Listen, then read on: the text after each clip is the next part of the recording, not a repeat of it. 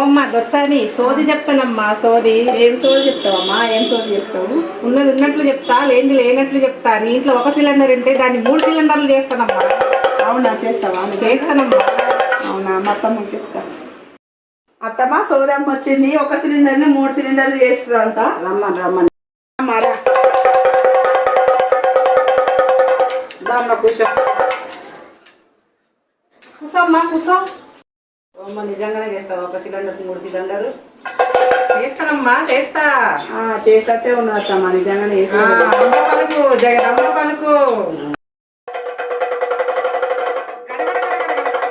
శంకర్ అమ్మ కళ్ళు మూసుకోండి.